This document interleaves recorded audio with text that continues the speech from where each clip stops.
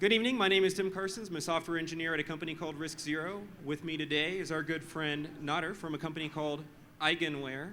Anyone ever heard of EigenLabs? Yes, one or two hands. The rest of you are leaving money on the table. All right, so we're going to have kind of a relaxed session here today, I think. We got a bunch of folks hanging out in the back. Why doesn't anyone want to be listening to what I'm doing here? Closer. Maybe that's the problem. Hey, clap once if you can hear me. Clap twice if you can hear me. Yeah, clap 3 times if you can hear me. I appreciate you guys for going along with that. All right, why don't we go ahead and get started here. So, like I said, my name is Tim. This is Nadar. Why don't we just dive right into things, brother, right? How long have you been working in computing? So I've been in software for about 13 years. 13 years. What was your journey into it? Self-taught developer at the age of like 29 or 30, and worked in as a full stack developer for 4 years. I worked in mobile for about 4 years, cloud for about 3.5 years at Amazon Web Services, and I've been in crypto for about almost 4 years. Right on. When you got into computing, like, what was kind of the impetus for that, right? Like, did you have friends who were doing it? Were you hanging out online hacking, saying like, man, let's take it to the next level? So I had a serious Adderall addiction, and I would take Adderall and like stay up all night reading, and then I somehow got into coding, and then I became like really fascinated by it, and I would just stay up all night like taking an insane amount of Adderall for like days on end, learning how to code, and that's kind of how I learned how to code, yeah. And then from there, one thing led to another, and I found success like building e-commerce websites and other stuff. But that's something I would have never learned had I not done that. So it was a really crazy time in my life, but it also turned into something really good. Dude, I love that so much, man. Yeah, like, some of my investors are here. I should be careful describing the things that I was taking when I got into software. But, you know, it's the West Coast. We expand our mind. Speaking of expanding the mind, right? So how'd you get on chain? So it was buying, obviously, like a lot of other people probably, you know, back in the day, buying drugs online. And I was like Ethereum and Bitcoin back then. And like a lot of people actually have this experience where you bought Bitcoin, you spent some of it on things online, and you don't look at it, and then like 2 years goes by and you look at it and it's worth like a lot more. And then you start wanting to understand like what's going on. So that's kind of how I got into being on chain. And then building on chain was like 4 or 5 years later, so. Dude, like, this is so relatable. The first thing I bought with crypto, I was looking for a way to get some cash out of it. I was like in my 20s, and you know, when you're in your 20s and stuff, and all of a sudden like this thing you mined is worth like 10 grand, it's like, that's like real money, right? So I'm like, it is time to exit. This is going nowhere. It's like 2014, right? And so I remember I bought 5 ounces of gold from Amagi Metals, which is based in Colorado. And I still to this day don't know if it's real gold, because what difference would it make to me? And then like a few years went on, and I was like, okay, you know, Bitcoin's up from 200 to like 1,000 or something like this, 600, something like. And I was like, man, I should buy a pistol. So I sold 2 Bitcoin. I bought an FN57, which I still have. I call it my Ferrari. Yeah, right?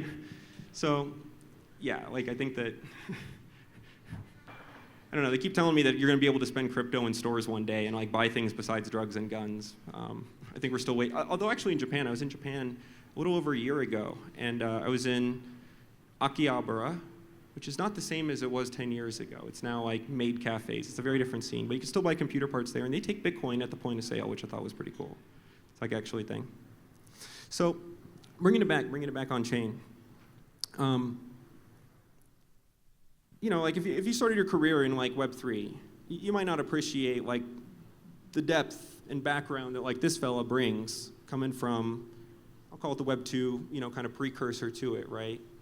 And so, you know, to me when I saw that like Eigen had picked you up, I was like, that is a really massive get. Like I think he was like this like huge dude in the other ecosystem. What is it about Eigen in particular? I imagine you could have taken your pick, right? Like, was something about the thesis? Was something about the team? Yeah, so it is an interesting story because I had actually met Sriram in 2022, the founder, and we stayed in touch. And when I decided I was looking for a new opportunity, I DM'd Sriram. He was the first person I kind of reached out to. And he, on Telegram, you can see if someone reads your message. So he read my message and didn't respond at all. So I was therefore assuming that they weren't interested. So I interviewed other companies and I actually had an offer from a great company. I accepted the offer. I flew to New York to start my first day, and then Sriram finally responded. So it was a very, very intense 24 or 48 hours because I was kind of conflicted because I don't like to say yes to something and then back out. But I knew if it's something that I'm wanting to do for the next 5 years of my life or longer, then I should probably, just really take a step back and think about the whole situation. Anyway, one thing led to another. I ended up backing out of my first job, after the initial job, after one day of working there, and joined EigenLayer. The reason I like working with EigenLabs, it's, the founder is awesome, but also I've worked across all these different developer platforms, and I feel like there are, not so often new developer primitives and platforms that kind of come around. So we had a couple of examples. The App Store was a combination of Objective-C/Swift, along with Xcode, along with distribution, and it was a huge 0 to 1 moment for building mobile apps in terms of how easy it became relative to where it was before. So that was unleashed a lot of innovation for mobile app development. Another example would be cloud computing was this new developer platform. Blockchain world specifically, you could think of smart programmable blockchains like smart contract blockchains as being the next wave of innovation. That's kind of where Web3 came from. You could write 10 lines of code, right, and deploy and inherit the security of Ethereum, and you didn't have to build all of that infrastructure from the ground up. The way I kind of looked at EigenLayer from my own perspective was that it was kind of another evolution where you can inherit all of that security, but you're no longer bound by the blockchain virtual machine, and you were just able to build anything. So it was the combination of the innovation along with the team. So I love that so much. So when did you first read the white paper? Can you remember? There's the Eigen token white paper was while I was there, obviously, and then the EigenLayer white paper was early 2024. So right. Yeah, it wasn't that long after when I decided to work there. So do you have any notes for the person who decided to call it intersubjective truth? Yeah, I have a lot of notes, and they're not it's basically academic and very, very the people at the top that are coming up with these ideas are just so smart and so academic that it's hard often to kind of translate that information to the average person or even to smart people because it's just so technical and so much jargon. And I think that's something we've learned a lot about actually. So going forward, it's our first thought when we're coming out with a new idea, how do we actually explain this? We still have a long way to go, but definitely a lot of lessons learned from that, from me being a part of that and just seeing those conversations happen because most of the time when they're writing these white papers, people like me are not included. So, but they've had enough feedback from everybody, I think. So. Speaking of white papers, we have a preview for the Boundless one in the back. Just a 2-page teaser.